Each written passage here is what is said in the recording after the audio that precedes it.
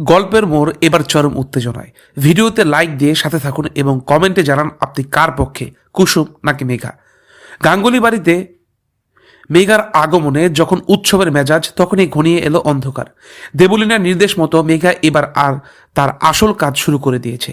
ইন্দ্রাণী গাঙ্গুলি যাকে নিজের মেয়ের মতো ভালোবাসলে আগলে রেখেছেন, সেই মেঘাই কিন্তু তার খাবারের পাত্রে মিশিয়ে দিচ্ছে মরণঘাতী বিষ। তবে কি দেবলীনার পরিকল্পনা সফল হতে চলেছে? ইন্দ্রাণী কি তবে নিজের অজান্তেই মৃত্যুর কোলে ঢলে পড়বেন? আগামী পর্বে দেখা যাবে মেঘা অত্যন্ত সাবধানে ইন্দ্রাণীর জন্য রাতের দুধের গ্লাস নিয়ে যাচ্ছে, কিন্তু মাঝপথে কুসুমের সাথে তার ধাক্কা লাগে। কুসুমের তীক্ষ্ণ নজর এড়িয়ে মেঘা নিজেকে সামলে নিলেও কুসুমের সন্দেহ আরও ঘনীভূত হয়। কুসুম লক্ষ্য করে মেঘা কেন বারবার ইন্দ্রাণীর মার খাবারের উপর এত বেশি যত্ন দেখাচ্ছে, কেন সেই কাউকেই সেই খাবার ছুঁতে দিচ্ছে না।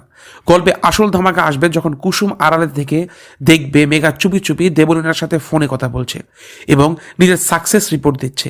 মেঘার সেই পৈশাচিক হাসি দেখে কুসুমের আর বুঝতে বাকি থাকে না যে এই মেয়েটি দেবলীনার মরণস্ত্র। কুসুম তখনই মনে মনে প্রতিজ্ঞা করে যে কোনো মূল্যে সে ইন্দ্রাণীর মার শরীরে ওই বিষাক্ত খাবার পৌঁছাতে দেবে না। পরবর্তী দৃশ্যে দেখা যাবে ইন্দ্রাণী যখন গ্লাসটি মুখে তুলবে যাবেন, ঠিক তখনই কুসুম কোনো একটি ওসিলায় সেই গ্লাসটি হাত থেকে ফেলে দেয়। এতে বাড়ির সবাই কুসুমের উপর বিরক্ত হয়, এমনকি ইন্দ্রাণী নিজেকেও কুসুমকে ভুল বোঝেন। কিন্তু কুসুম জানে এই সাময়িক অপমান সহ্য করা তার জয়ের প্রথম ধাপ।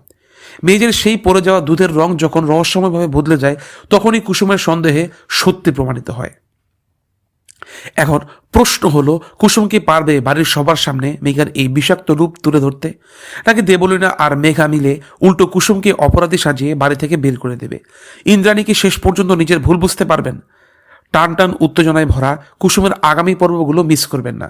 মেঘার মুখোশ খোলার এই লড়াইয়ে আপনি কাকে সমর্থন করছেন কমেন্ট করে জানান, আর আমাদের চ্যানেলটি সাবস্ক্রাইব করে বেল আইকনটি প্রেস করে দিয়ে আমাদের সাথে থাকুন। দেখা হচ্ছে পরবর্তী ভিডিওতে।